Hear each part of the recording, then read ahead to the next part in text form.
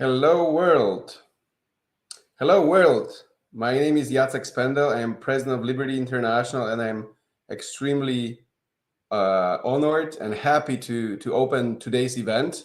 Very exciting event I was looking forward for a long time.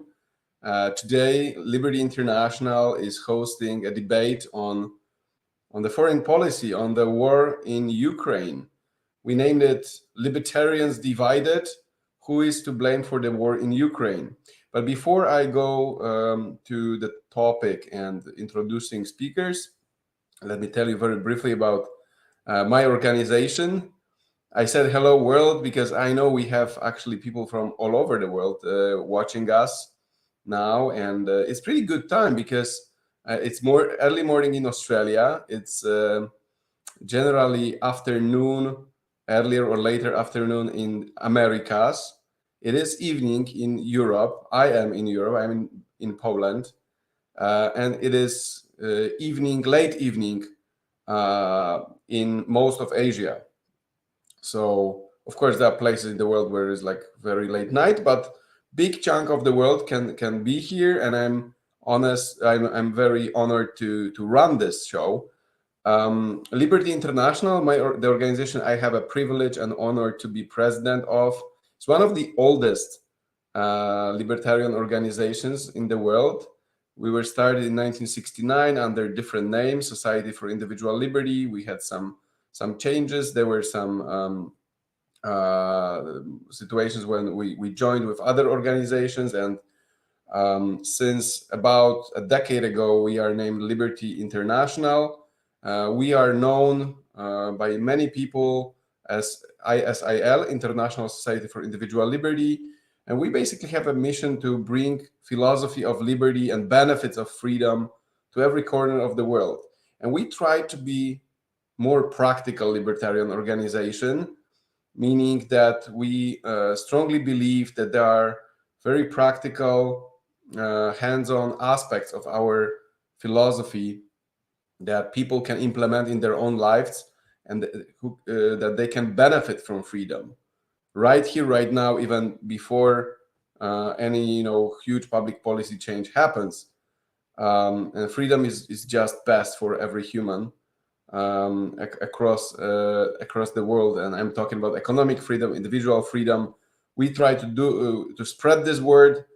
We do a number of events, projects with our World Conference, Liberty International World Conference being our flagship and the oldest program. We started in 1982 in Zurich, Switzerland, and just recently, a few months ago, we had our last conference in Tbilisi, Georgia.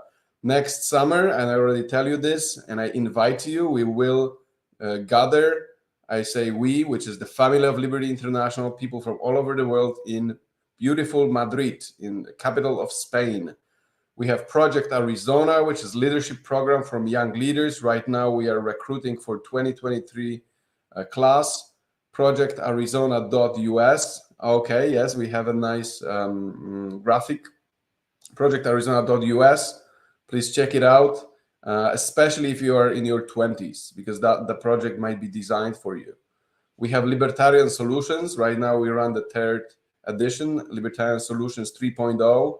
Very, very practical course, how to share the libertarian message with just about anyone. And you see some very strong libertarian minds here on the graphic file. Some of them in our board, some of our allies. This is a program that you should do. Not very expensive, $99 regular ticket, but there are also scholarships, especially for people coming from less fortunate countries. So make sure to check it out. We have a number of other projects. I cannot name all of them. The one that I'm very excited, it's animation of Jonathan Gullible, which is a book of our Vice President Ken Schooland. This is in production. We will have a cartoon, a freedom, libertarian, mind-shaking cartoon quite soon. So stay tuned. Liberty International is busy, is active. We have a team all over the world. We have team members in Argentina, in India, Republic of Georgia, Poland, of course. and Colombia. So we are growing, and we look for new partnerships. One of the things that we want to do is to organize debates, meetings of libertarians, especially libertarians who have different ideas. And you might think, like, how possibly they may have different ideas if they are libertarians? Well, it's possible. They even say that there's no gathering of libertarians where everybody would say the same thing. Even two libertarians usually have two mindsets on various issues. And actually, foreign policy is one of the most important areas where libertarians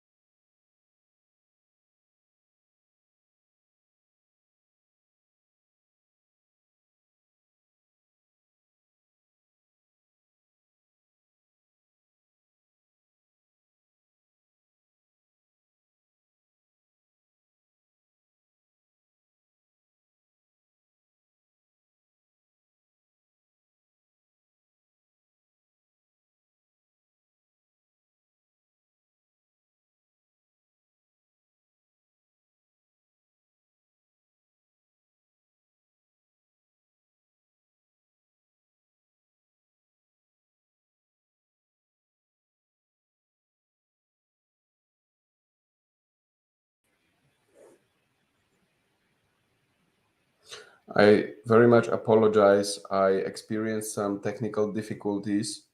This stuff happens, and I hope I am back online. Okay, everyone can see me and hear me. So once again, apologies. Let's go to the main topic. We're gonna talk about the war in Ukraine, and not only. We put the name Libertarians Divided. Who is to blame for the war in Ukraine? Because usually we do not disagree in the freedom movement that we don't know who attacked Ukraine. We know who attacked Ukraine, and that's rather not the part of the discussion. But what we disagree in libertarian movement is what caused this war, or who were the major players that caused the conflict, and what was the sequence of situations.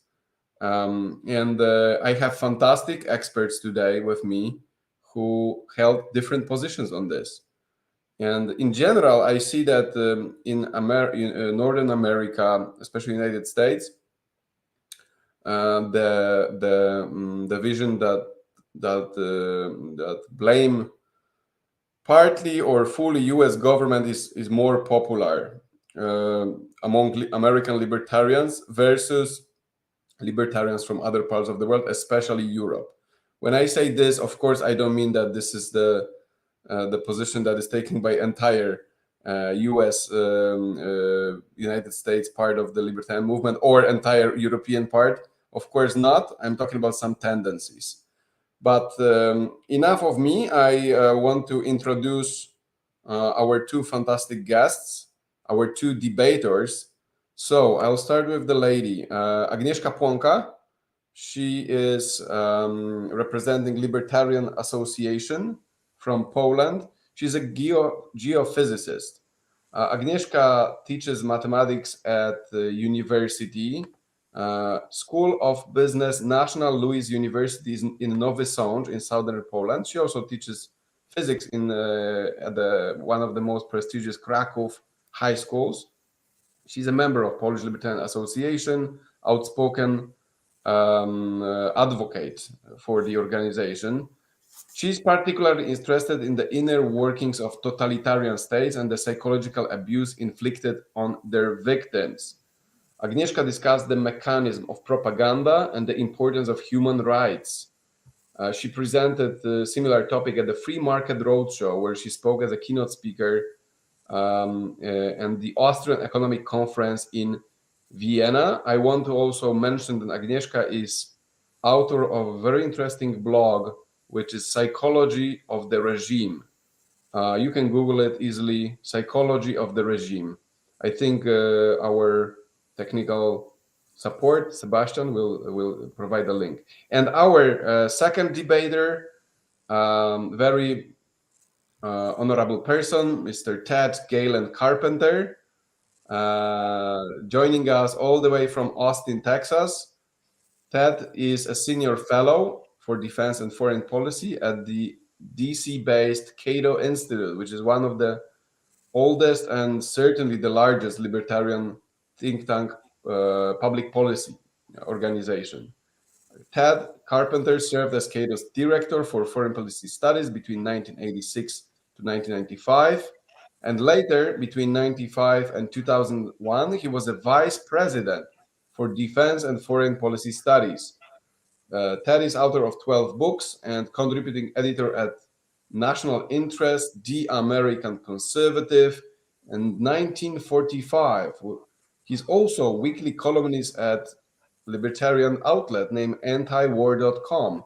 He serves on the editorial board of Journal of Strategic Studies, and he was a member of Mediterranean Quarterly editorial board from 1998 to 2018. Agnieszka, Ted, welcome to our show. Thank you. And, I want to briefly mention the structure. At the beginning, our speakers, first Agnieszka, then Ted, will present their statement on the main question, who is to blame for the war in Ukraine. Then there will be some exchange between both of them, at least 2 rounds of the exchange, questions, answers. So they need to listen carefully to each other. And then we open the questions for you. And I kindly ask you, dear audience, you're at the live show, please send us your questions. You can do, if you watch through Facebook, send them in the Facebook post. If you watch it in Instagram, Twitter, any outlet where you watch it, you can post the question, and we will take the best questions. We believe in free speech, so we will not take sides. So enough of me. Thank you very much. And Agnieszka, the floor is yours. Thank you, Jacek, for the introduction. For the record, I don't teach in a public school anymore.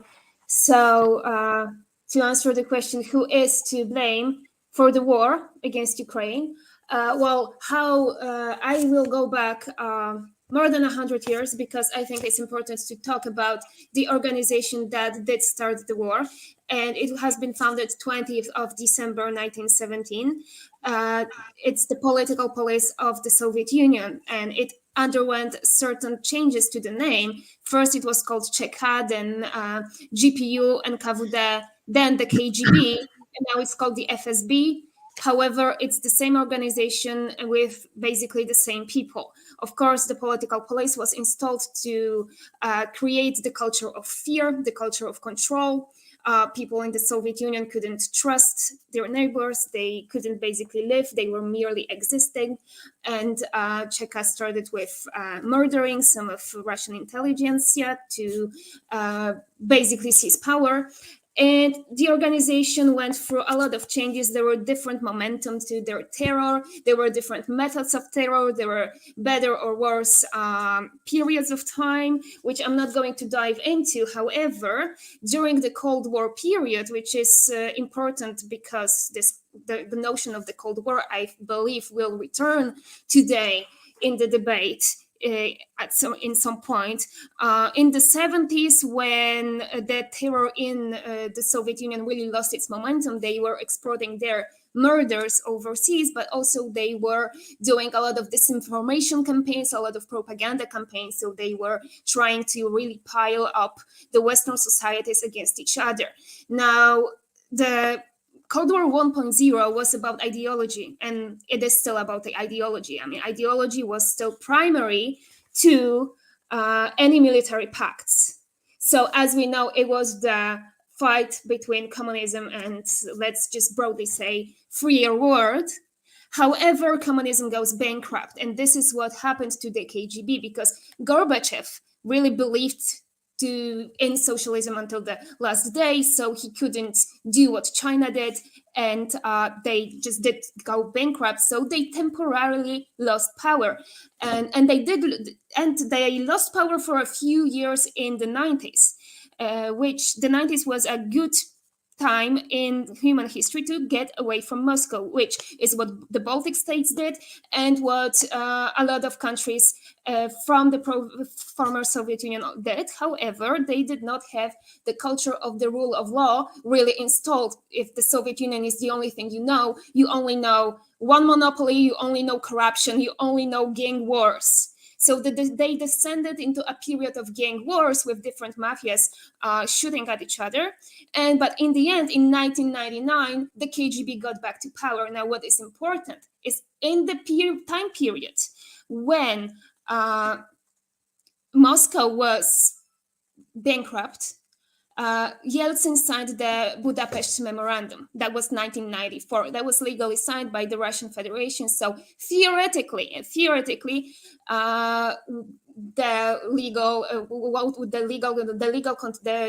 Russian Federation we have now has the legal continuity with the entity that signed the Budapest Memorandum. However, using the word legal in the same sentence as using the word Russian Federation has its problems, obviously. In 1999, the KGB, that is now called the FSB, got back into power. They are celebrating the same holidays as they did during the Soviet times. They celebrate the Czechist Day, where they celebrate how they rose to power in 1917. They say that the history of Lubyanka, which is the headquarters of the KGB, which is the place where they murdered people or tortured people, that history is their history. They are proud of it. They are not saying that, but the Soviet Union is not us. No, they are proudly saying that we are the KGB. Putin was picked from the Petersburg chapters of the KGB as their kind of blank eye sociopath that will keep them in power. And he said in a meeting of the FSB agents that we are back in power, this time indefinitely. What is different to the Soviet Union is that right now, the ideology is not so much out there. What they want to do is they want to keep the country in their control. So they will fund, in the West, they will fund parties of various alt-right movements or far-left movements, whatever it takes to destabilize these societies.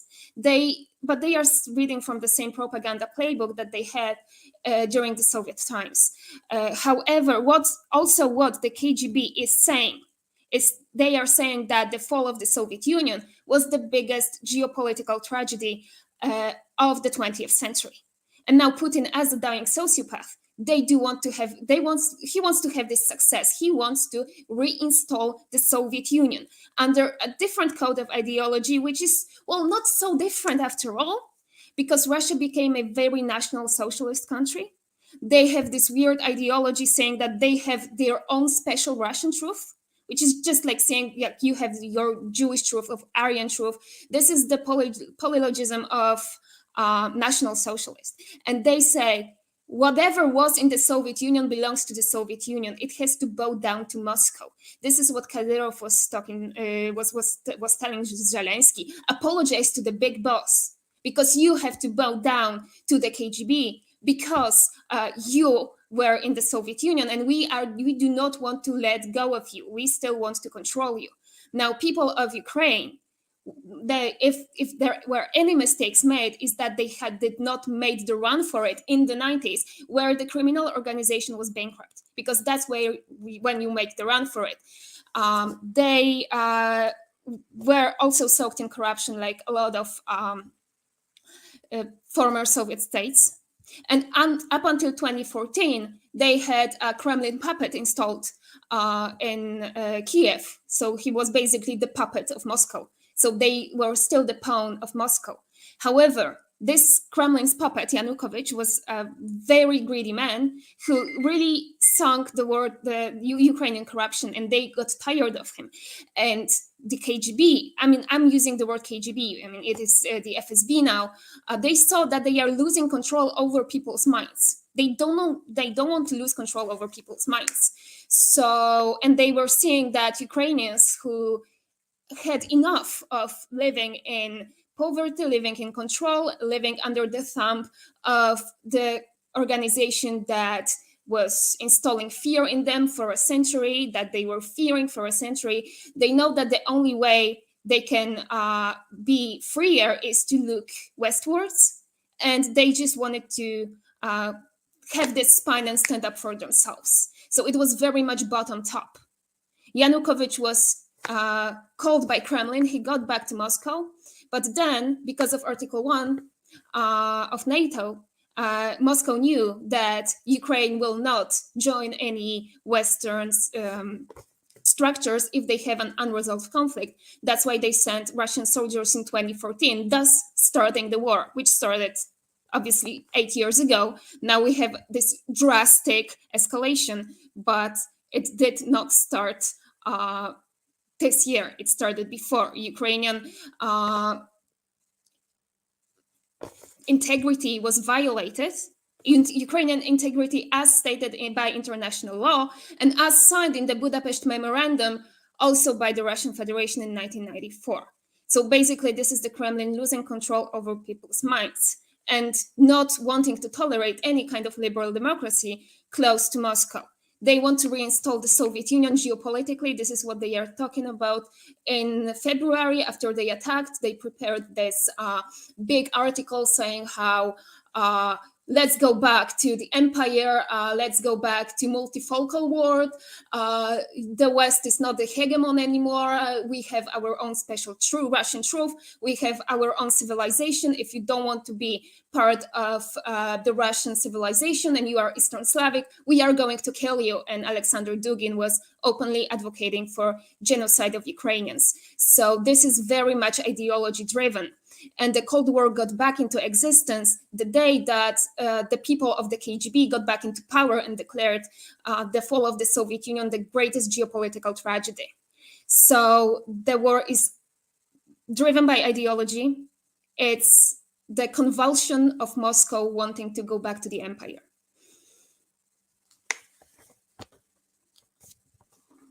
And now it's time for Ted to answer the main question. Who is to blame for the war in Ukraine?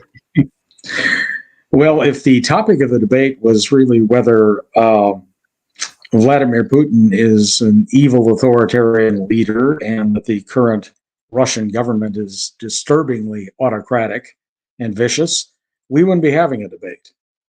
But we have to look at the circumstances that led up to the Ukraine war. All of the circumstances over a period of a quarter century. And if we look at all of those factors, the United States and its NATO allies come off bearing a large share of the blame, indeed a majority of the blame. We have to understand that with the unraveling of the Soviet Union at the beginning of the 1990s, the United States gave informal but very real assurances to Moscow that if the Kremlin accepted German reunification, a united Germany within NATO, that's a big concession, that the NATO alliance would not expand beyond the united Germany's eastern border. There are still holdouts in the West that insist no such promise was given.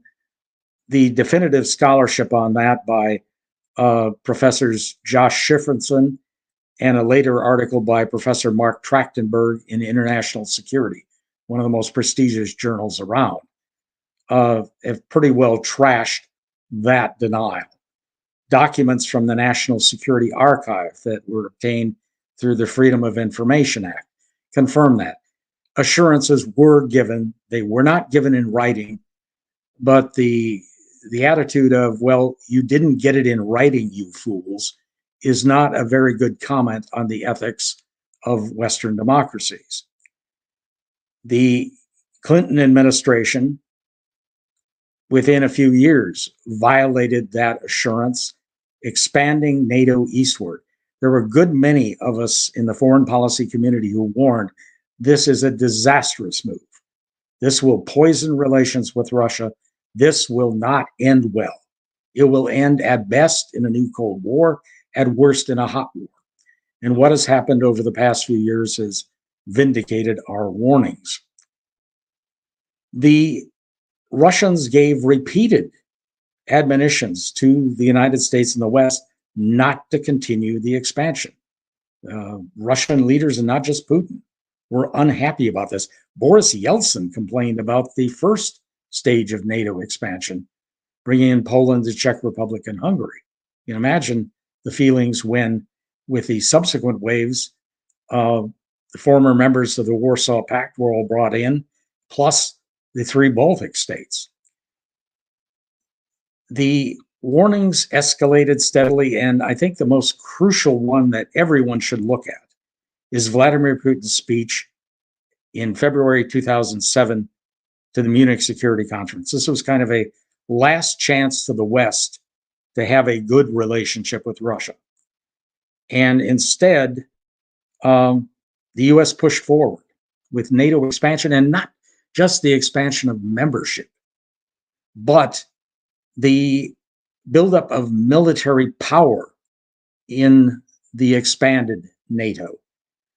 Secretary of Defense Robert Gates, who served in both George W. Bush's administration and Barack Obama's, was very uneasy about this. He said, for example, the United States violated its commitment, written commitment, in the act establishing the Russian liaison office with NATO, 1997, not to station permanently US forces in Eastern Europe. He said they get around that by simply having rotational deployments on a constant basis. Used Romania as an example, that we would send in units to replace the existing unit in that country, and often the gap was no more than a few hours. Well, that's a permanent deployment, and it's disingenuous to pretend otherwise. The initial phases of NATO expansion would have been provocative enough, but George W. Bush in 2008 pushed to add Ukraine and Georgia. And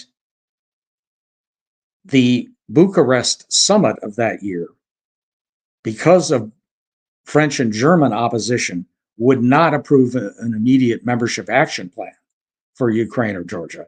But it did pledge that those 2 countries would eventually become members of NATO. That was simply intolerable to Moscow. And Russia made that point very clear later in that year with its military action in Georgia, eventually getting very close to the Georgian capital.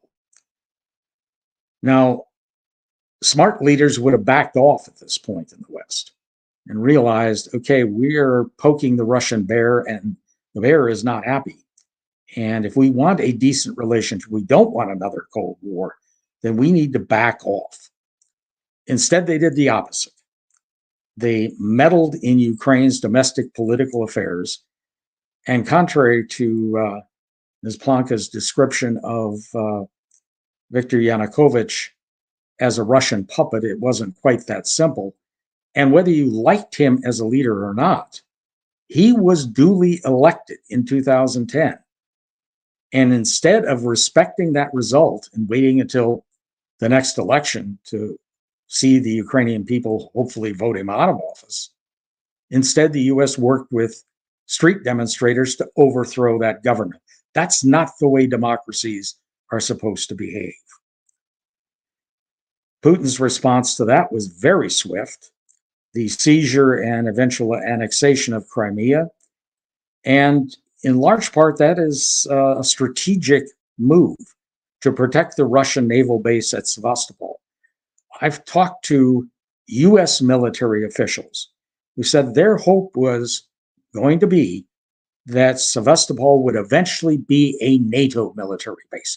No government in Moscow could possibly interpret that as anything other than a hostile, menacing move, as was expansion in general. Now, the United States and certain other Western European allies, especially the United Kingdom, worked hard to make Ukraine a full-fledged NATO asset. It wasn't just the matter of a membership card. That was an irritant to Moscow. But what we saw was the United States pouring weapons into Ukraine, US training Ukrainian troops and intelligence operatives, joint US-Ukrainian war games, joint NATO-Ukrainian war games. And as one former high-level intelligence official admitted, there were joint US-Ukraine cyber attacks on Russian targets. So Ukraine had become essentially a NATO member without the membership card.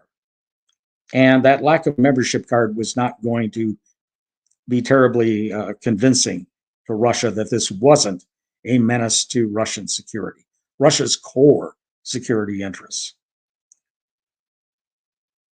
In short, the United States and its NATO allies engaged in inherent provocations that no major power would tolerate.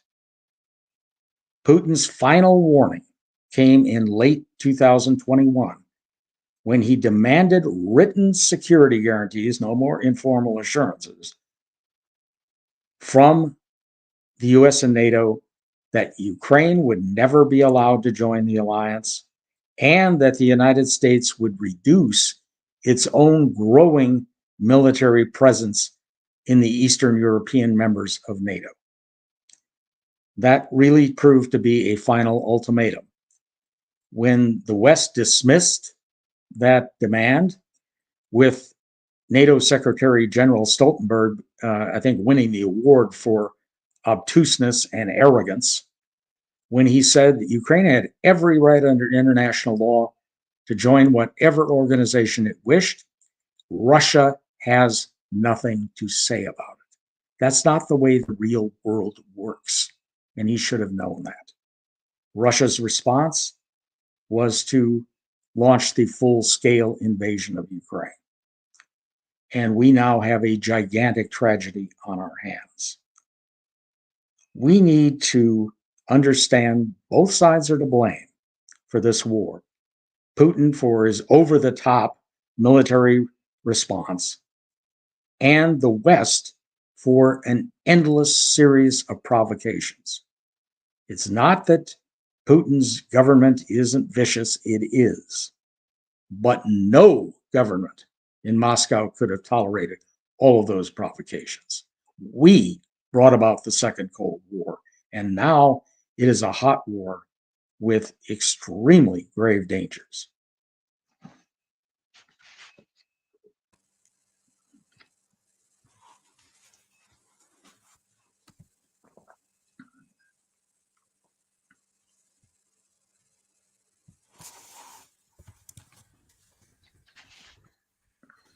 Jacek, you are muted. I apologize. I didn't know I was muted. I'm back. We just heard both two statements, Agnieszka and Ted. Lots of very important points, deep points, far-reaching observations. And it's good time to go to the round of questions answered between Ted and Agnieszka. So maybe let's do person after person. So if Ted just spoke, I give the voice now to Agnieszka to ask Ted a question. Okay, there's a lot of this. So my question number one is, how would good relations with Russia look like? If you say, because with better diplomacy, you could have, could you have some relations with Russia? Is how good relations with Russia would look like in the real world, understanding what Russia is? The United States has and continues to maintain working relationships with a variety of rather unpleasant regimes. I don't think anyone would confuse Saudi Arabia or Egypt with anything even faintly resembling a libertarian government. And yet we maintain good, productive relations with those countries. We may have to hold our noses at times to do it, but that again is a requirement of international diplomacy. No. We maintain at least a tolerable relationship with the People's Republic of China. And however much one wants to criticize Russia's authoritarianism, it pales in comparison to the totally totalitarian regime in Beijing. Yet we maintain a decent relationship with that. No, I see. Sorry, but can I add to the question? Yes. Because there are certain differences between Beijing and Russia in terms of imperialism and expansionism. So I don't deny, I mean, there are some working diplomatical relations with regimes. However, how many of these regimes are kept in check by the fear of basically, hot war? Like, how many of these regimes are not killing Kurds, are not going on a killing spree, are not going on an expansionist spree because they know that they risk losing a lot? So how many, like, this component in diplomacy when you have relations with a regime? Because what I see is that the component in a diplomacy with such a regime must be to keep that regime in fear, because that's the only language they understand. So how does that work in Saudi Arabia, as you mentioned? I think the more effective way is to find areas of common interest and try to emphasize them. We're facing a similar situation with the People's Republic of China. There are a lot of experts in the United States and elsewhere who say that's America's real threat. This is the most dangerous rival, not a declining power like Russia. And certainly Beijing has been thoroughly belligerent. You might ask the Taiwanese and the Vietnamese how comfortable it is being a neighbor of the People's Republic. It's not very comfortable at all. And there's no question about the domestic abuses, my God, the near genocide of the Uyghur population in Xinjiang province being an example of that. Yet we have areas of common interest, and we have to exercise mutual restraint. We cannot just trample on the interests of each country. We can't go trying to challenge Beijing militarily without incurring a great deal of danger. We violated that with regard to Russia, not recognizing a Russian sphere of influence and accepting that, look, this is not perfect. This is not the way we'd like the world to be, but that's the way we have to operate if we want to avoid this kind of conflict. Conflict we now have. Agnieszka, I think it's time for Ted to ask you a question, and maybe we'll come back to your question. To continue that conversation, yes. Yeah. Okay. Why don't you ask one more question, and I'll Okay. switch. So, well, when you say that the U.S.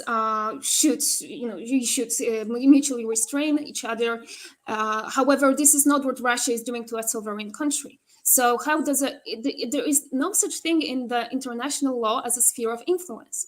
And if NATO stopped at the border of Germany and Poland, would you consider, for example, if my house right now was bombed and I was killed and put in a shallow grave, would that be domestic abuse because I was born in the wrong place and that was just some domestic dispute? If you're going to maintain a semblance of peace, we can't go on military crusades to right all wrongs in the world. And I firmly believe that Russia would not have taken this step. They knew the risks. They knew the costs of doing this. But the United States was turning Ukraine into a NATO pawn. And that was regarded as deeply threatening to core Russian security interests. Again, we cannot get sidetracked into the, well, Putin's unique somehow because he reacted this way. No, any country that was crowded to this fashion, any major power would have reacted badly. And what we see is what we predicted 25 years ago with the initial stages of NATO expansion. And what we've seen is the final outcome of that. Not surprising, unfortunately. Okay, thank you. Ted, I'm sure you have some questions to Agnieszka. Yeah, I have two questions. One, the so-called Maidan Revolution, which, by the way, has the fingerprints of the CIA all over it. I've studied a good many other similar revolutions in the world, and this one bears a lot of the same features. But beyond that, Yanukovych indisputably was an elected leader, a duly elected leader. International observers, including from the European Union, certified that in 2010. Was it proper for the United States and some of its NATO allies to interfere in that process, to assist demonstrators to oust that government absent an election? The Maidan Revolution, that was when the momentum happened. The major component of the Maidan Revolution, which I am not going to say that there was not one person from the CIA there, because global politics is global and we both know it. However, the movement was, even if it wasn't for the CIA, even if there was no CIA, the Maidan Revolution in some way, shape, or form would happen, because a lot of momentum was bottomed up enough to basically take the whole society. So what happened in the 2010s is not just a power play between three-lettered institution, because there is such thing as an agency of people that yearn to be citizens. Like, they have this this wanting to go and have the citizenry culture, to have some form of rule of law, because they've had enough. So it's not like there is no agency in the people. So we cannot go on saying that this state, that the states are doing things, or only CIA is doing things, or only George Bush was talking things about Ukraine and Georgia. We have to take into account the will of the people in a sovereign state. And it's not like it's not existent. So if we are going to have a discussion about powers and geopolitics, we cannot go full Mearsheimer realist and thinking that there are only spheres of influence and there are no real life living people. Because real life living people have something to say in one way, shape, or form. And it's not like bottom-up movements do not exist. And it's not like yearning for freedom doesn't exist. And right now, I am in constant contact with someone who is in Ukraine all the time, right now, delivering goods. And as far as, of course, the 2010, they were messy, they were corrupt, and Yanukovych was sent from the Kremlin, and that's where he went in 2014, by the way. This bottom-up movement is gaining more and more momentum with the war. And we have a new wave of Ukrainian politicians that are coming in, and they are not linked with the previous corruption spheres. So I am excited to see that after the country has been even more consolidated after the war. So let's not forget about individual agency. I mean, after all, we are libertarians. As I indicated, I think that in a democratic system, you ought to obey the democratic rules. And the way to remove a leader is in the next scheduled election, or by a vote of no confidence in a parliamentary system. Let me ask you, this conflict in Ukraine has been portrayed as an existential struggle between democracy and autocracy, between freedom and democracy, between freedom and authoritarianism. I would feel more comfortable about that equation if one of the parties to this war was in fact a liberal democracy.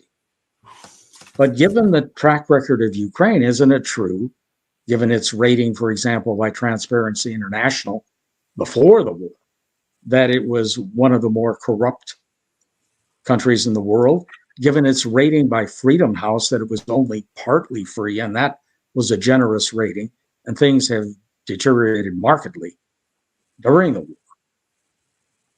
How is it that that's a democracy, a symbol of freedom, that we should risk nuclear war to assist and defend?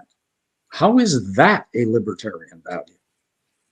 Okay, to touch upon like what you previously said, it's also not a democracy for the Kremlin to only not attack if the president is on their side. That's nothing to do with democracy. And talking about the corruption in Ukraine, like imagine you have someone who is a drug addict and I know I'm going for weird analogies, but bear with me, and wants to get out of his drug addiction, wants to turn their life around, but is still sometimes going back into the habit. And you have a drug dealer that gets them heroin all the time. So you have all these post-Soviet republics that it's not even a generation after the system collapsed.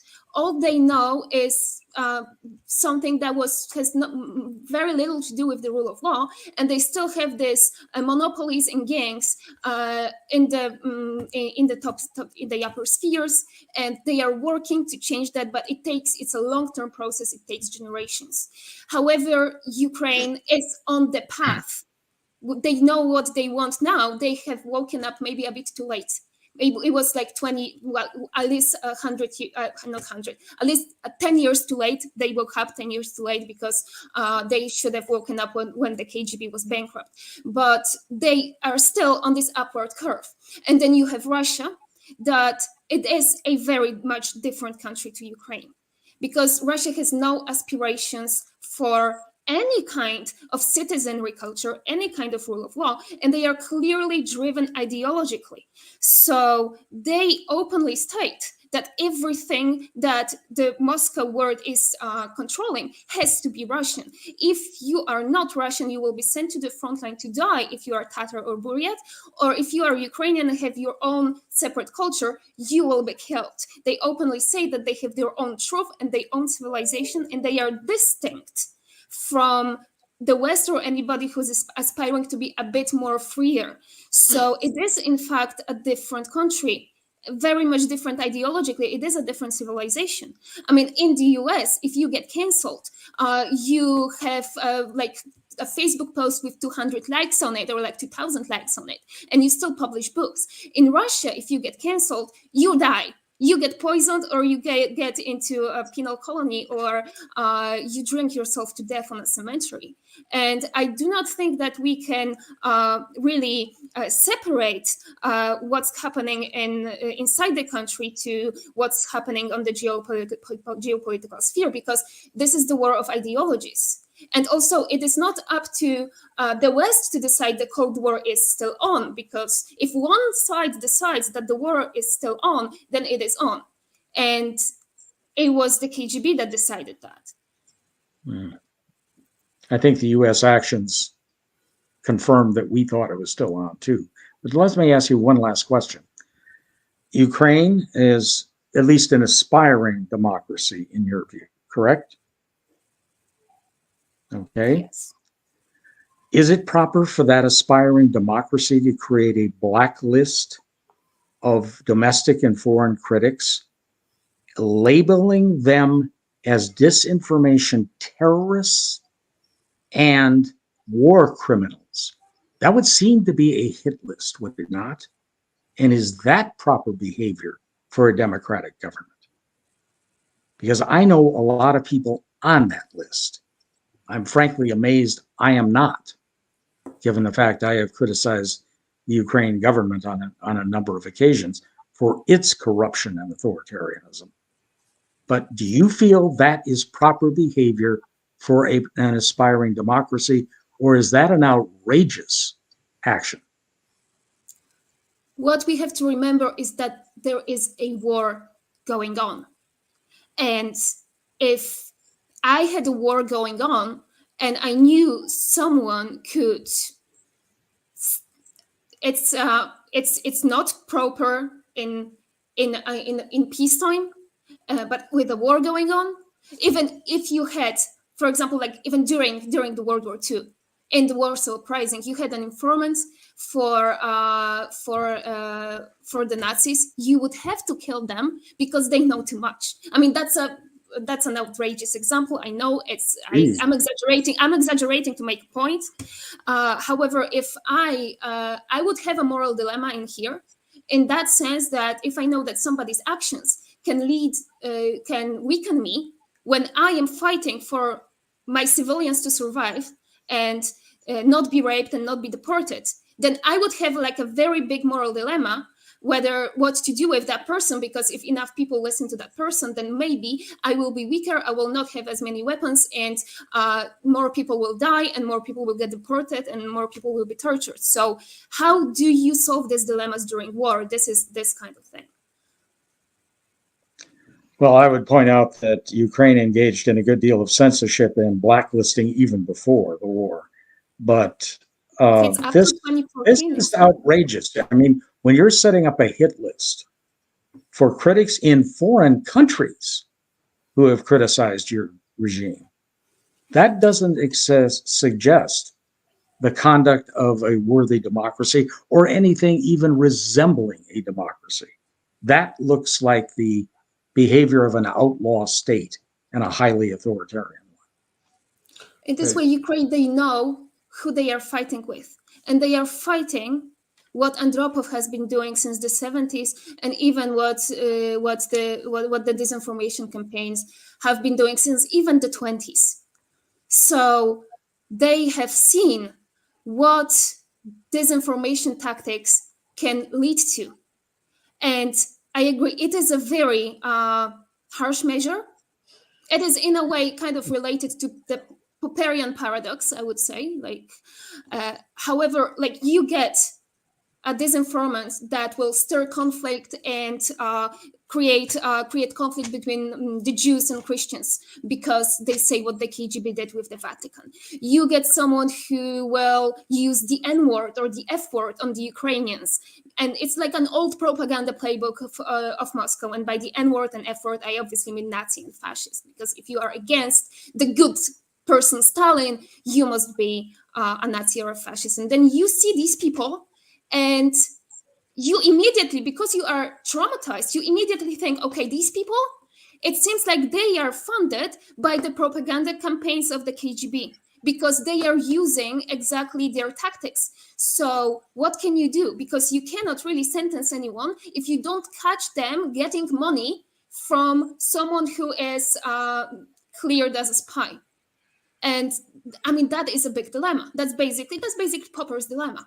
But I do understand where it's coming from because I know how they are traumatized, and I know and what they are really fighting with, in this sense. So it's not like Ukraine started any of this. Okay, I want to thank you, and I have a question to both of you about the role of the European nations, European states in the conflict, and I will make a little bit different variation for Ted and different from Agnieszka. So for Ted, okay, I understand you make a point that from the United States perspective, you see that being active, being a power that creates a situation in Europe can lead to escalation. It actually does lead to escalation. So your position is that you don't want to see a hot war and therefore, to protect liberty of individuals, because if they don't have war, they live better lives. Okay, what about the Europeans? What about people who live, for example, in Poland or in Romania, or maybe even in Germany? For them, it might be to be or not to be at this point.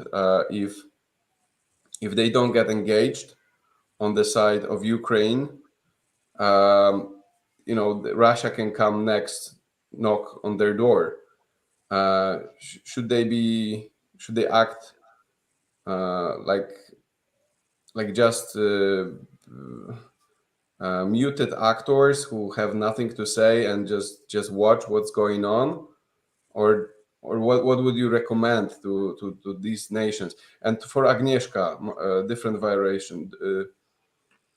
Do you think that European states, of course, they differ, and the level of engagement is different in every one state, but don't you think they can do more so that US can do less? Meaning, the countries who have more at stake are rather in Europe right now. That's where this hot conflict is happening. Yet, what we see, that number one country engaged by sending military equipment, money, and so on, is the United States. Don't you think that maybe President Trump was right, saying, Europe, wake up, spend more money on your military, spend more money on your armies, because there's a lot. This world is quite dangerous, and maybe if that happens, these countries would be better prepared to respond, and we would not need to talk so much about America anymore, because we would do the job ourselves. Okay, enough of me. I mentioned Ted first, so Ted goes first, Agnieszka second. All right. We have an interesting contradiction in the argument that a lot of Ukraine's supporters are making at this point. First of all, that the Russian military in Ukraine has been a fiasco and has not achieved its objectives. This war is going on a lot longer, costing Russia a lot more than Putin and his people ever anticipated. Absolutely right. At the same time, Russia is this existential military threat, not only to NATO, Europe, but to the United States. I would argue you can't have it both ways. Either this is a military enterprise that's not particularly efficient or effective, and therefore the threat aspect is limited, or it has to be doing a lot better than it's doing in Ukraine to credibly pose a security threat even to NATO, Europe, or much less to the United States. I would also divide the interests of the Europeans and the interests of America on this. I can understand it's always a problem for smaller, mid-sized countries living next to a major power, particularly if that major power is authoritarian and aggressive. But you have to make the decisions of what level of risk you're willing to undertake to deal with that. The United States is pushing a policy, and Europeans have largely gone along with backing Ukraine militarily. We are running a tremendous risk to our country and to yours by doing that. This war could escalate. It could even escalate to the use of tactical nuclear weapons in Ukraine. I think that's particularly a danger if Putin concludes he's suffering a total defeat. He has nothing to lose by escalating matters. This is a very real danger. And if it ever crosses that nuclear threshold, all bets are off. We do not want to go down the pre-World War I path with nuclear weapons. And that's the danger we're running right now. So the Europeans need to make their own decisions about the level of risk. The United States, I think, is insane to be incurring the level of risk that it is incurring at this point. Thank you. And Agnieszka? Something, I will make a few points. One point that I usually make here is that after, because I'm also touching on what Ted had said, after World War II, in Poland, World War II basically ended in 1963 when the headless body of the last soldier was delivered to the doorstep. And the brother of quite a famous geopolitician, I mean, not geopolitician, geopolitical commentary, and someone who has found the mass graves of Polish officers in Katyn, what he said is that it is not nuclear war that is the greatest threat to humanity, but living for 100 years under the communist system is. Because a lot of people in the 40s, in the 50s, they out in the Warsaw Pact, they wanted war because that was the last hope that if they survive, maybe they could have some dignity. But without that, they were doomed to be slaves. And you don't want to live as a slave. So this is like this big divide between someone who had been enslaved by Moscow and someone who had not. There was like this big letter from a known poet saying like why people that are now hiding in the forest, why they are hoping for war that will never come. So that's something to bear in mind, like where is the give me liberty or give me death? Because I would say give me liberty or give me death, but that's a side comment. Like talking about what Jacek asked, there is The Art of War by Sun Tzu. And when you are strong, appear weak. When you are weak, appear strong. I think there's a lot that could have been done different diplomatically, because those threats that we have on the eastern border, they only understand force and they understand fear. And the predator always knows who is without protection. So they struck because they thought that the world forgot about Ukraine, that they can do it, that there will be no consequences for civilian killings if they go in because nobody cares and there is no protection and the West will not intervene. So if they thought that there is a chance that they will be made with stronger response from NATO, for example, that war wouldn't happen. So in that sense, like you appear strong diplomatically, you would have to show that you do not believe their lies when they are portraying themselves as some kind of benign, almost democracy with nice people in suits that offer them tea and are smiling at them, so they must not be predators and we can do diplomacy with them. But then they go back and they laugh at you behind your back saying that, well, they are weak, we can do whatever because they are weak. So appear strong, and that's on the diplomatic level. On the level of actual military, I would say, well, in that sense, President Trump was right. Another discussion is how do we support armies and how do we defend ourselves and how do we do it in the real world? How would we do it in a libertarian world? That's a separate issue. However, I mean, in Europe, we have this problem that some decisions have to be made unilaterally. So it's hard to have a uniform front when some countries have different interests. And like some decisions have been blocked right now, for example, by Hungary, which is quite suspicious. Thank you, Agnieszka. I open now questions they were opened already, but I will be reading some of the questions from the audience. We have Rita, she's from India, and her question is this: would Russia have acted similarly had Ukraine held on to its nuclear weapons rather than surrender them on Western guarantees in early 90s? Whoever wants to comment, just please be short. Well, first of all, Ukraine really did not have an operational nuclear arsenal in the early 1990s. The weapons it inherited from the Soviet Union were not fully functional, fully operational. However, I was one who made the argument in 1994 that they should keep them, that this changes the dynamic, and that's part of a larger question: is primary deterrence much more effective than extended deterrence? In other words, having nukes gives a country a degree of security that a promise from the United States or any other protector really doesn't provide. And I would argue that same principle applies to places like South Korea and Taiwan.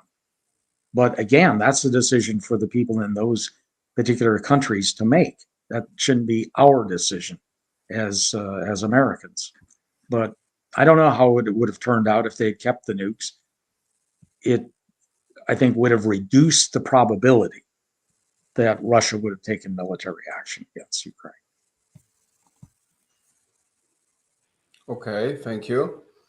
Another question from Spencer Hayek.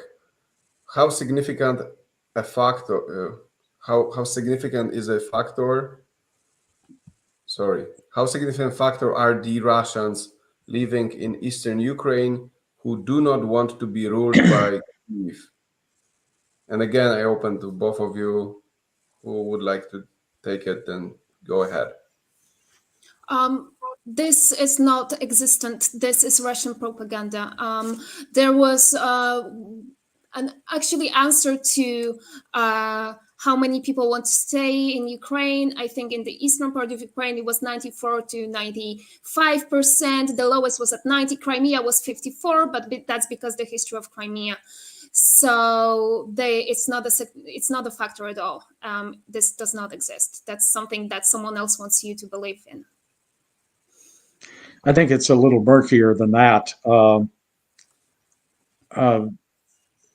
Russian voters in 2010, again, voted for a party that was perceived as pro-Russian, a leader who was perceived as pro-Russian. But whatever the level of support that Russia had in the Russian-speaking areas of Ukraine, Moscow has rather thoroughly alienated that portion of the population with its military action on this occasion. So I don't think that's a huge factor now. How much genuine separatist sentiment there was in the Donbass following the annexation of Ukraine and the Russian support for these separatist military actions, that's hard to gauge. I think the West likes to say is non-existent. More than that, the Russians like to say it was a clear majority sentiment. That's probably an exaggeration too. Truth probably somewhere in between. Like what I can touch on that when it comes to the separatist region that are not separatist, of course, the person who is running the DNR and the LNR, those are FSB agents, and they are not from the region. They are appointed there. That's a different question of whether there's any separatist support for separatism. Yeah. Yeah. Right. Okay, we have a question from Dio Brando. How do you feel about the fact that as soon as the Libertarian Party of the United States expelled the strongly left, it turns out that they compare Zelensky with Hitler, echoing Russian propaganda? I guess Ted would want to comment. He's from US. Yeah. I tried to avoid commenting on the Libertarian Party in the US for a variety of reasons. But comparing Zelensky with Hitler is an absurd exaggeration. And I would add comparing Putin to Stalin is a ridiculous exaggeration. But the criticism of the Ukraine war overwhelmingly within libertarian movement or outside the movement is based on an assessment of the danger of war, the consequences of war, the best interests of the United States and the American people. It's not echoing propaganda. I'm really tired of that smear, especially those of us who contended that NATO expansion would provoke a crisis with Russia. We're now being accused of echoing Putin's talking points. We were making these points a quarter century ago. There was no echoing Putin's propaganda. It's nonsense, and it's a disgusting smear. Joe McCarthy, the late unlamented senator, I think would have been hesitant to engage in that kind of tactic. Thank you. Agnieszka, I saw your reaction when Ted mentioned comparing Putin to Stalin. Maybe you can can tell your thinking. The thing is, like, when you sit on the Kremlin in the Kremlin, Russia is such a, shall I say, phenomenon, because Russia is a phenomenon, a certain phenomenon. If we compare Russia to a phenomenon of nature, then it's a hurricane, and then there's nobody's fault. But that's just a poetic thing to say. Like, of course, people are responsible for the war, and however, the longer you sit on Kremlin, the more you have to be like Stalin, because that's how Kremlin works. And Putin has exceeded, I think, Stalin's records by in 2018. So there was actually a book by two ex-FSB agents, and one of them has been found dead in his apartment in Moscow.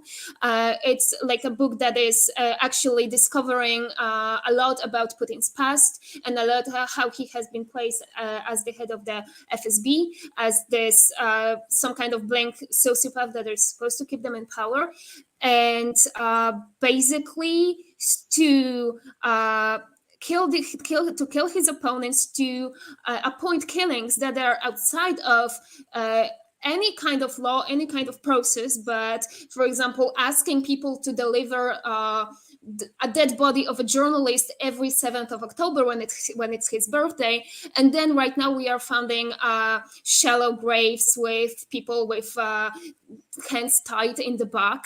We are seeing this revival of Stalinist ideas. Stalin is voted number 3 Russian of all times, even though he was not Russian. We do see places where the plaques that are commemorating Stalin's crimes that are taken down. We see historical societies that are researching the crimes being put to jail, and so I don't think it's an exaggeration to compare Putin to Stalin. It's clearly his ambition. We have this question from Steven from Arizona. He asked, do Ukrainians in Donbass have the right to secede from Ukraine? The right of secession basically amounts to, can you do it? Can you carry it off? The southern states in the United States in the 1860s thought they had the right to secede. If they had won militarily, they would have had the right to secede. You know, this is simply a very practical matter. And the reality is that Russia had always wanted to, we have a new participant in the debate. There's no question, I think Russia wanted that territory under its control. The Putin comment about the demise of the Soviet Union being the greatest geopolitical disaster in modern times, a lot of that refers to the total lack of any addressing difficult territorial issues. So you have a third of the population of Kazakhstan being Russian. You didn't have a resolution to the Crimea issue, even though Crimea was simply a gift given by a totalitarian dictator, Nikita Khrushchev, to Ukraine. That had been Russian territory since the 1780s. These matters probably should have been addressed right at the point of dissolution, but no one wanted to do that because that would have delayed matters. It would have jeopardized the peaceful dissolution of the Soviet Union. But I think a lot of parties are paying a big price for that now, that those issues were not addressed at the time. Thank you. Agnieszka, do you want to? Yes. So first of all, I mean, even if they would have right on paper to secede, what would happen if they do? Like, of course, they would be swallowed up by what lies to the east. And also, when it comes to the comment on the Soviet Union being the dissolution being a disaster, I do agree with Ted that it was initially referring to lack of territorial problems, but a comment that is made in the 90s. Right now, it has. Right now, I think that we see that it has a different undertone to it. when you witness people like Alexander Dugin throwing out their propaganda and their ideas, and in his head, this comment means something else. And sadly, what the Russian aspiring empire is doing is they have Dugin as their ideologist. Okay, thank you. We have a question from Freedom Today. That's an outlet active in Europe, I think based in Germany, but very active about Ukrainian issues. Why is Russia trying to destroy Ukraine since more than 500 years? Language, culture, etc. Holodomor, Soviet Union, Lenin, Stalin. Why do they do this? Agnieszka? Why? Because they only want Russian nation to be living in Russian borders. They are a national socialist state in that regard. So in the same way, they also are sending Buryats to the front line. They are enlisting Tatars of Crimea, and they are sending them to the front line because they have a distinct culture. And if you have a distinct culture, it's not so easy to be ruled over. So if they want to create this centralized state of control, of terror, so like they want to create this dictatorship, you do create dictatorship out of uniform countries. It's like far easier. Even if someone has their own clothing style, they own their own poetry, their own songs, it's already a threat. So you want to erase any notions of identity that are different to the state. So this is this post-Hegelian thing when the state is one and we are all one mind. And if you are acting differently, and if you have your own language, your own culture, your history, your customs, even if you dress your Christmas tree a certain way that is different to what the state is doing, then you are a threat, because you may see some independence, you may start to be disobedient, and we don't want that because we want to rule over you. That's why, like in the 30s, there was this culture of Ukrainian singers, this elderly, blind singers that were just strolling around and singing beautiful songs, and they all got shot in the head. Okay, thank you. Yeah, I'm not going to try to even assess 500 years of history, and I think the basic brief answer in terms of culture, language, you could add political interest, security interest, all the rest of it. There seldom is a situation where there's one cause for anything that vast, that far reaching. So all of the above. Thank you. A very important question from Luke Marcus. And this is a question for both participants. What terms of peace would you be happy with? What terms of peace would you not be happy with, but still find acceptable? I'd be happy with anything that brings this monstrous, bloody conflict to an end as soon as possible. I think what the terms are going to have to be at some point will be recognition of Crimea as Russian territory, probably some face-saving international referendum in the Donbass to determine the affiliation of those territories, absolute guarantee of Ukrainian neutrality and non-membership in NATO. I think at a minimum, those would have to be the requirements from the Russian side.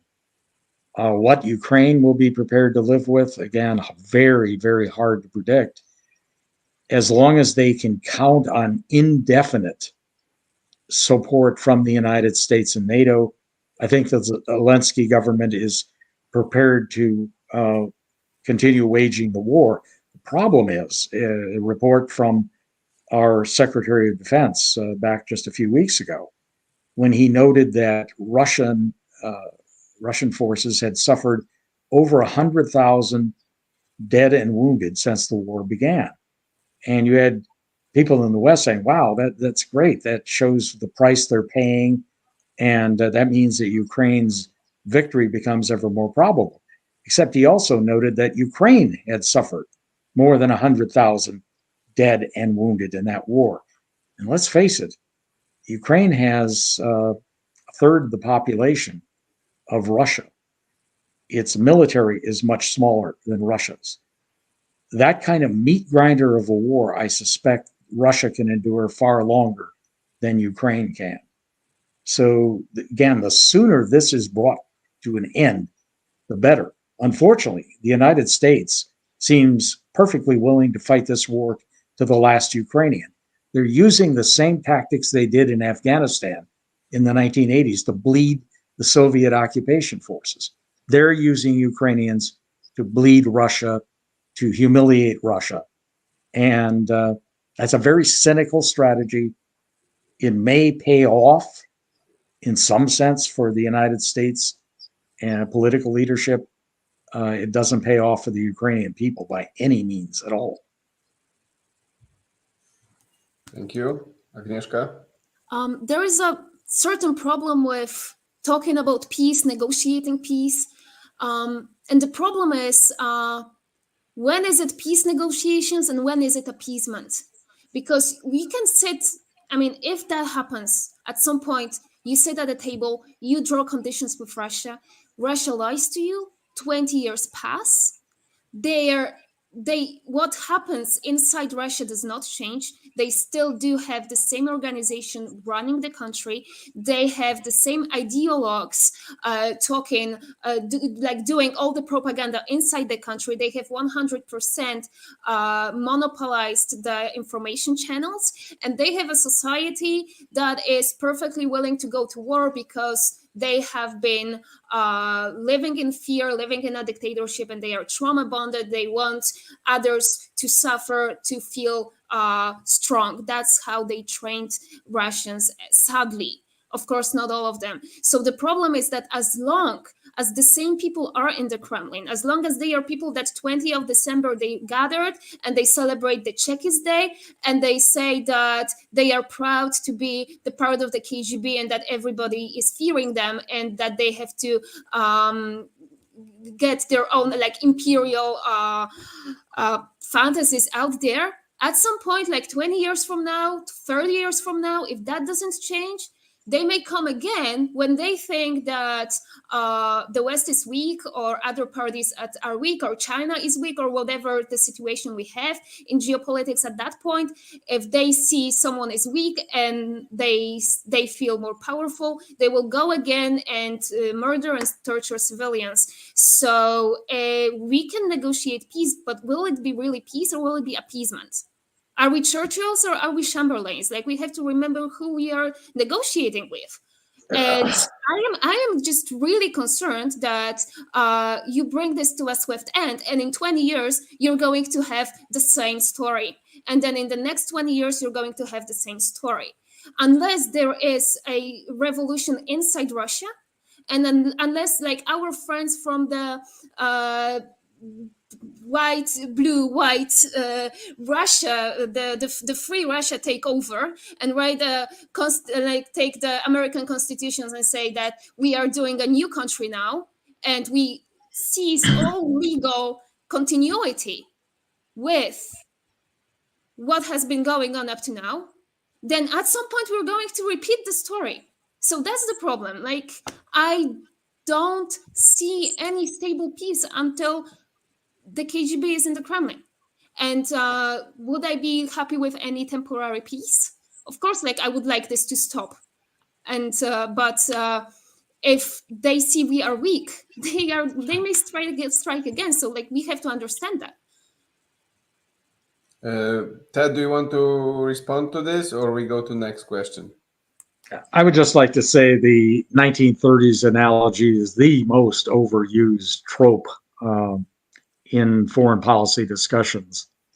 This is not the 1930s, and we have to deal with the real world that exists now. We don't know what Russia is going to be like in 20 years. We don't know what the People's Republic of China will be like in 20 years. We may not know what Iran is going to be like in 20 months. Lots of things can happen. And we have to deal with circumstances as they exist now and not set in motion things that could cause a disaster for the United States and for the world. And we're running that risk right now.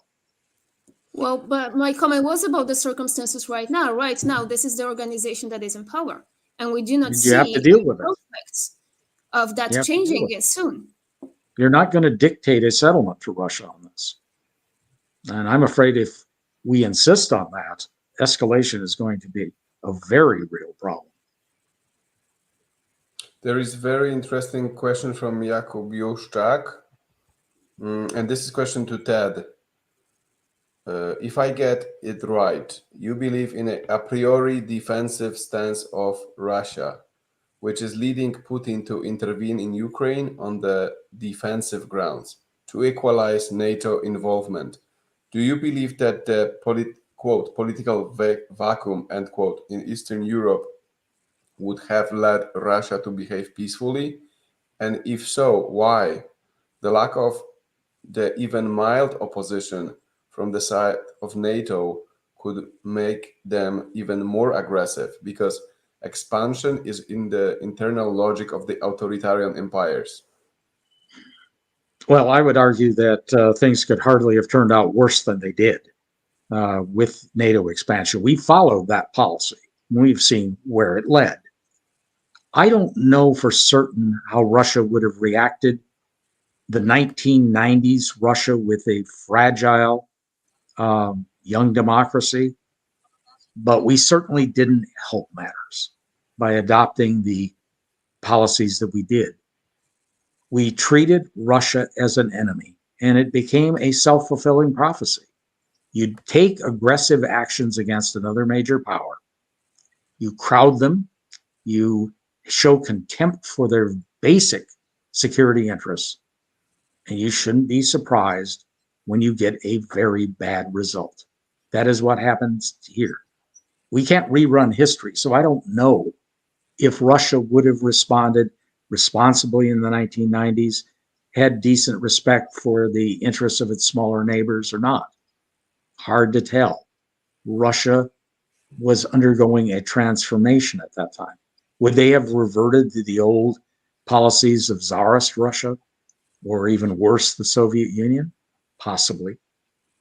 But again, we've seen how the policies that the US and NATO adopted worked out. Hard to tell it to be much worse than what it did.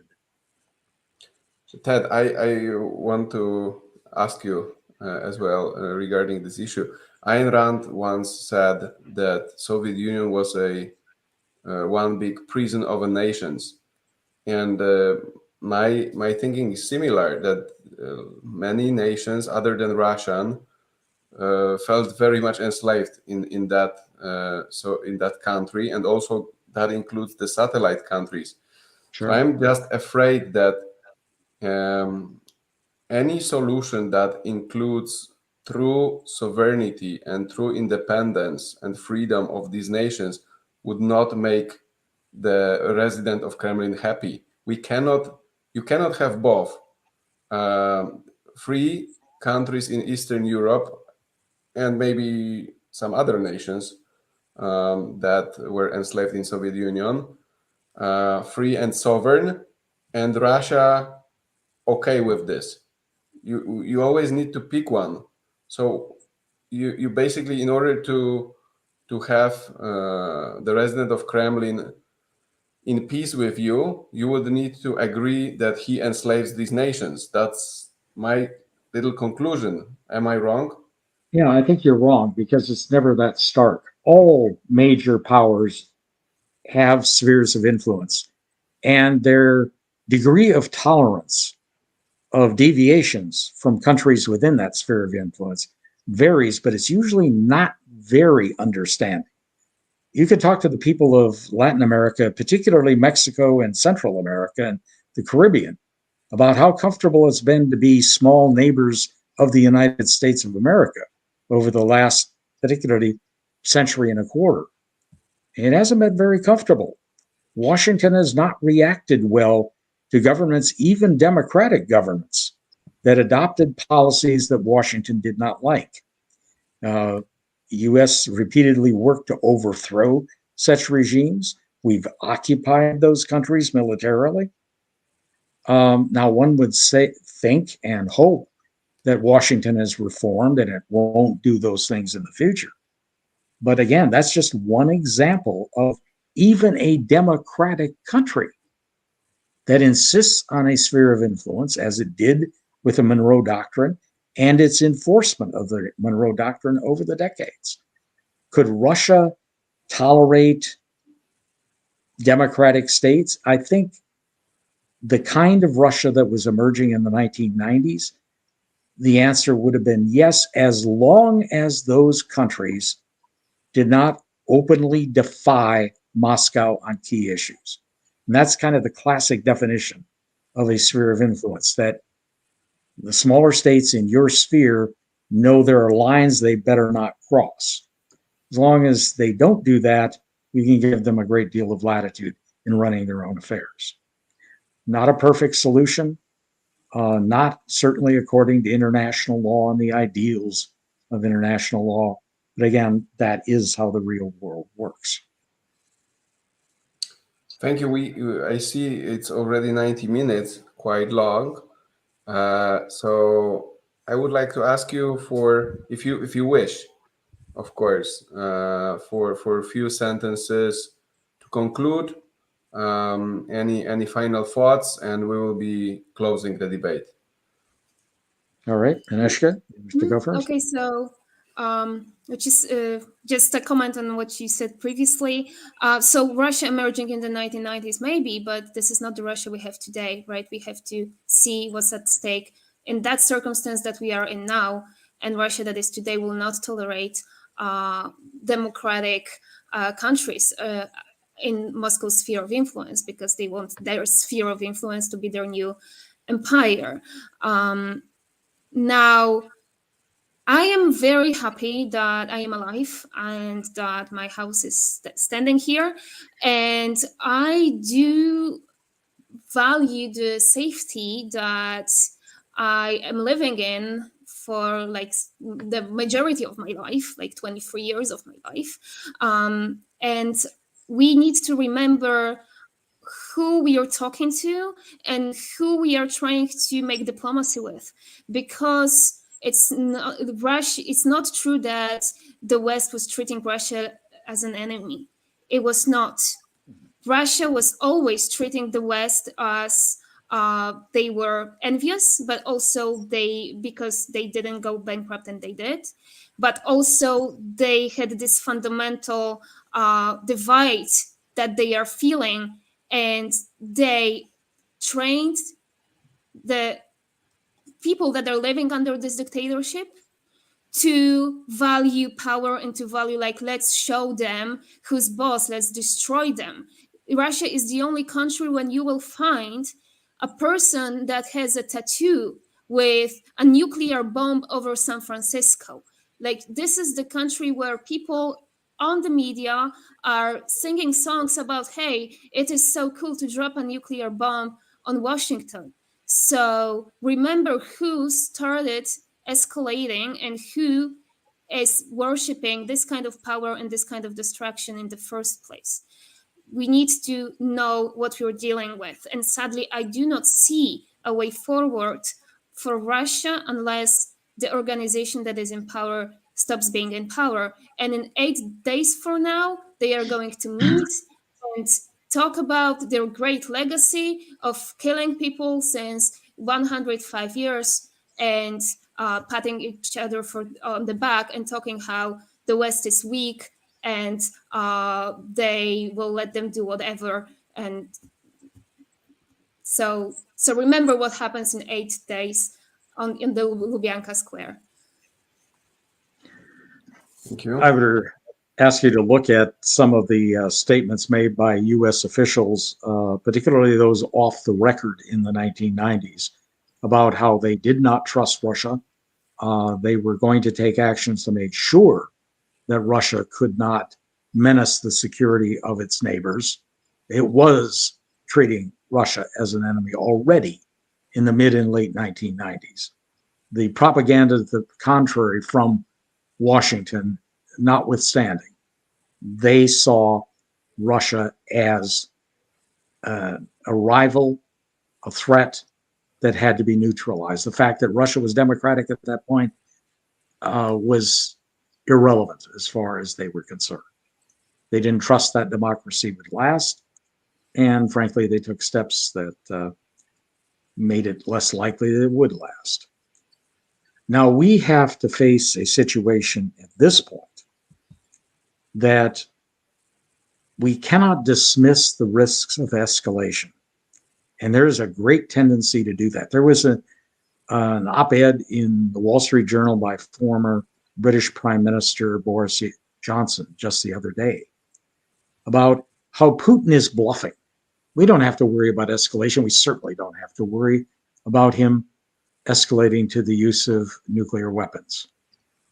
And I'm looking, how arrogant are you? How oblivious are you to the possible consequences if you're wrong? And what especially distresses me is people like Johnson, and there are a good many others, who are very confident. Max Boot, a senior fellow of the Council on Foreign Relations in the United States, and a columnist with the Washington Post. Same thing. We can absolutely deter Russia. No chance that they will escalate to the nuclear level. If they did, we just destroy their forces in Ukraine and destroy the Black Sea Fleet by conventional weapons, although that would make a difference. And what worries me is that so many of the people who are utterly confident that Russia will not escalate were equally confident that Russia would never attack Ukraine, that it was a bluff. I remember so many articles and statements in late 2021, early 2022 to that effect. We didn't have to worry about this. It's just bluff. They were spectacularly wrong. And we have to ask, what if they're that wrong about this? What if a cornered Putin decides we have to escalate to the use of tactical nukes to survive? We cannot accept a totally humiliating defeat. The world is then in a perilous, perilous state. And we cannot dismiss that danger. That is a very real threat. The sooner we get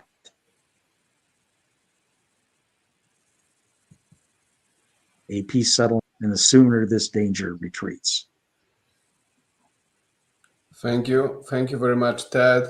Thank you, Agnieszka. And obviously, I want to thank our fantastic audience on different social medias and watching us through YouTube. That was a very big pleasure for me to run this debate. I'm happy that Liberty International could host you. I'm glad that finally these two sides met, because before both sides rather talk to themselves. And this is the first ever meeting, and I hope not the last. I hope to see also in-person conferences where both sides of the libertarian movement can meet, because discussion never hurts. And you could see we had civilized discussion. No one was doing anything ad personam, no tricks, everything was in a good order and well mannered. So once again, thank you very much. I also want to thank Sebastian for doing everything on the technical side properly. And I wish many people will watch us later offline. This debate will be available on YouTube. Thank you once again, Agnieszka. Thank you, Ted. And hope to see you again at some other Liberty International's event. Good night. Thank you very much.